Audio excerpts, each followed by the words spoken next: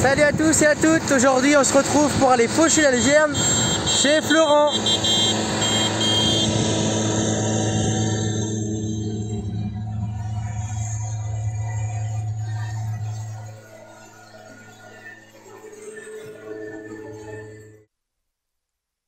Aujourd'hui nous nous retrouvons chez Florent pour la deuxième fauche de la luzerne qui va être destinée à l'alimentation des chèvres.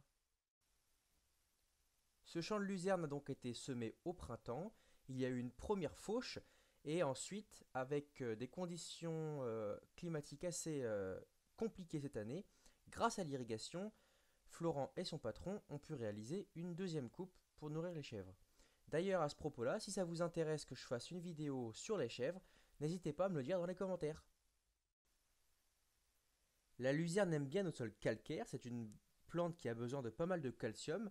Donc avec ses racines pivotantes qui est très puissante, elle arrive à aller chercher le calcium qu'elle a besoin dans le sous-sol.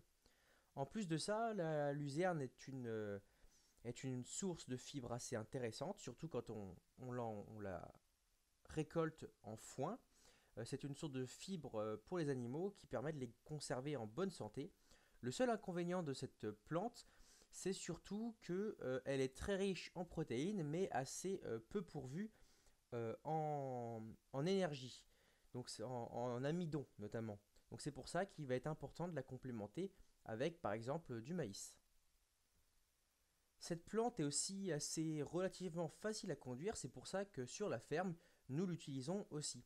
Que ce soit pour les chèvres ou pour les vaches, c'est une plante qui vraiment régale les animaux et qui est une source sûre de protéines.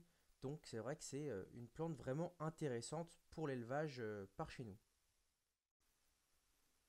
Par contre, concernant la récolte de la luzerne, ce qui est délicat, c'est que la luzerne, la majorité de la valeur alimentaire de la luzerne réside dans les feuilles.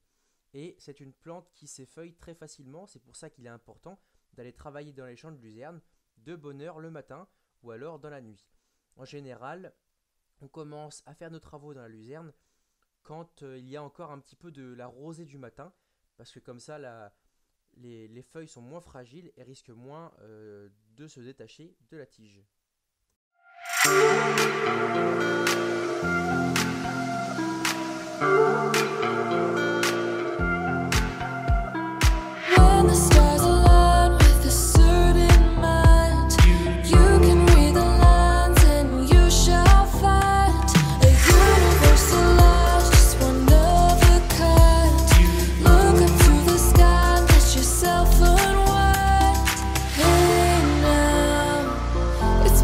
So fast that you'll miss it if you blink. So now watch out. There's a billion stars right on the brink of now in the Milky Way.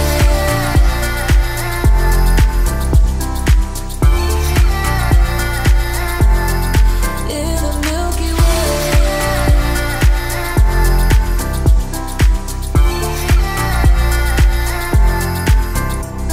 An emptiness so vast yet so complete. It makes me feel so small standing on my feet. Just a speck of life, so discreet. Nothing really matters. Voilà, la vidéo touche à sa fin, j'espère que vous aurez apprécié les explications ainsi que les images que j'ai pu filmer durant le chantier. Si vous avez des questions, n'hésitez toujours pas à les poser dans les commentaires, vous savez que je réponds à tout. Et puis aussi, n'hésitez pas à me suivre sur Instagram, c'est le réseau social où je suis le plus actif en ce moment.